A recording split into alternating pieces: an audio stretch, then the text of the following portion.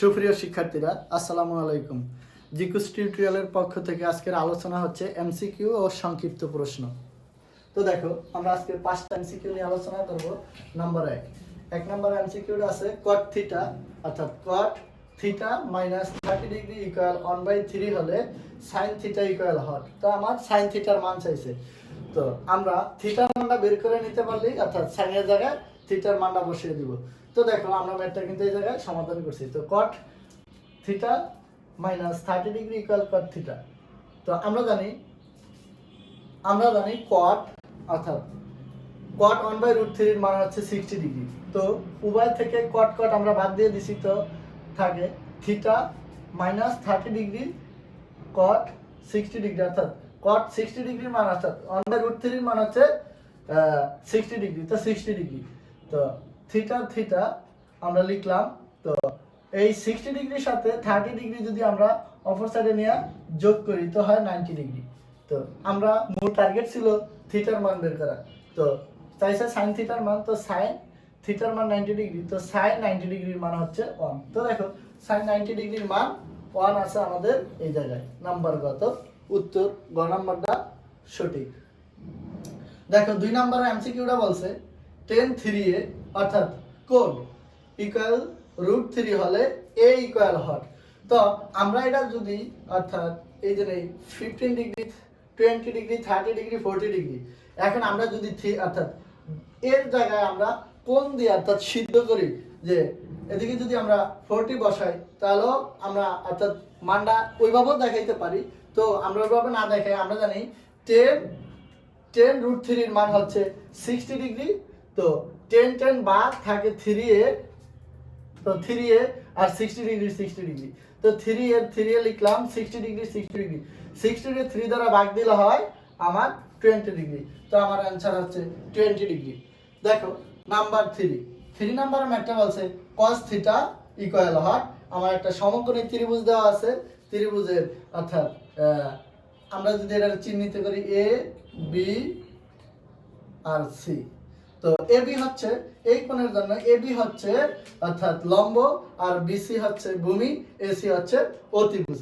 তো এখন আমরা পিথাগোরাসের সূত্র অনুযায়ী যদি আমরা, অর্থাৎ এসির মান দেওয়া আছে, এবির মান দেওয়া আছে, কিন্তু আমার বিসির মানটা বের করতে হবে। তো আমরা যদি বিসির মান বের করি, অর্থাৎ পিথাগোরাসের সূত্র দিয়ে আমরা জানি অতিভুজ স্কয়ার ইকুয়াল লম্ব স্কয়ার প্লাস ভূমি স্কয়ার। তো অতিভুজ স্কয়ার ইকুয়াল লম্ব স্কয়ার, আর ভূমির মান দেওয়া নাই, তো আমরা ভূমির মানটা বের করবো। অর্থাৎ এসি দেওয়া আছে 5 এর উপরে স্কয়ার করলে 25, আর এবি দেওয়া আছে 3 এর উপরে স্কয়ার করলে হয় 9।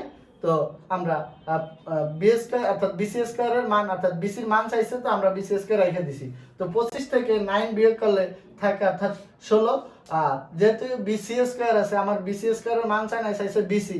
তো আমরা বিসির মান অর্থাৎ বের করবো, অর্থাৎ স্কয়ারটা অপর সাইডে আমরা রুট করে দিলাম, তাহলে 16 এর রুট করলে হয় 4। তাহলে বিসির মান আমরা পেলাম কত? 4। আমরা যদি এই জায়গায় লিখি 4। তো দেখো, যেহেতু cos থিটা বলছে, তো আমরা জানি cos থিটা সমান সমান ভূমি বাই অতিভুজ। cos থিটা সমান সমান ভূমি বাই অতিভুজ। তাহলে ভূমি বাই অতিভুজ, তাহলে ভূমি হচ্ছে কত? বিসি, অর্থাৎ 4, আর অতিভুজ হচ্ছে 5। তার মানে 4/5 আমার অ্যান্সার মিলে ক। তো আমার ক নাম্বার অঙ্কটা সঠিক। তো দেখো, আমরা বাকিগুলো আর দেখাইলাম না, আমরা সঠিক উত্তর যেটা পাইছি সেটাতে আমরা দেখলাম। তো 4 নাম্বার অঙ্কটা বলছে, তো এই চিত্র থেকে আমার 4 নাম্বারের এমসিকিউটা অ্যান্সার করতে হবে। চিত্র থেকে 3 ও 4 এর অ্যান্সার। তো 3 নাম্বার অ্যান্সার পাইছি আমরা, 4 নাম্বারের অঙ্কটা অ্যান্সার কিভাবে বের করতে হবে। 4 নাম্বার অঙ্কটা বলছে tan square theta plus 1 sin square theta minus 1। তো আমার মূলত যেহেতু সমকোণী ত্রিভুজ দিছে, তো আমরা সমকোণী ত্রিভুজের পিথাগোরাসের সূত্র দিয়ে আমরা অঙ্কগুলো করতে হয়। তো আমরা জানি tan সমান সমান লম্ব বাই ভূমি, sin সমান সমান লম্ব বাই অতিভুজ। তো লম্ব বাই ভূমি, এই চিত্রের ভিতরে আমরা যদি লম্ব হিসাব করি AB অর্থাৎ 3, আর ভূমি হচ্ছে BC 4, আমরা লিখলাম। আমরা মূলত tan আর sin এর মানটা বের করে নিলাম, কোণের মানটা বের করে নিলাম। তো sin থিটা মানে হচ্ছে লম্ব বাই অতিভুজ। তো লম্ব বাই অতিভুজ, লম্ব হচ্ছে কত? 3, আর অতিভুজ হচ্ছে 5, তাহলে 3/5। এখন আমরা জাস্ট মানটা বসালাম, tan স্কয়ার, যার মান নির্ণয় করতে বলছে tan square theta plus 1 sin square theta minus 1।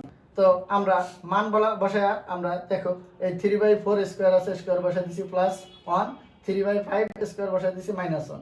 তো দেখো 3 এর উপর স্কোয়ার করলে 9 আর 4 এর উপর স্কোয়ার করলে 16 +1 9/25, তাহলে 5 এর উপর স্কোয়ার করলে 25 আর 3 এর উপর স্কোয়ার করলে 25। এখন আমরা এটা লসাগু গসাগু করে এই মানটা আমরা এই জায়গায় পাইছি। জাস্ট আমরা এমসিকিউর জন্য তো এত কিছু দেখানো লাগে না, জাস্ট পরে আমরা ক্যালকুলেটর ইউজ করব।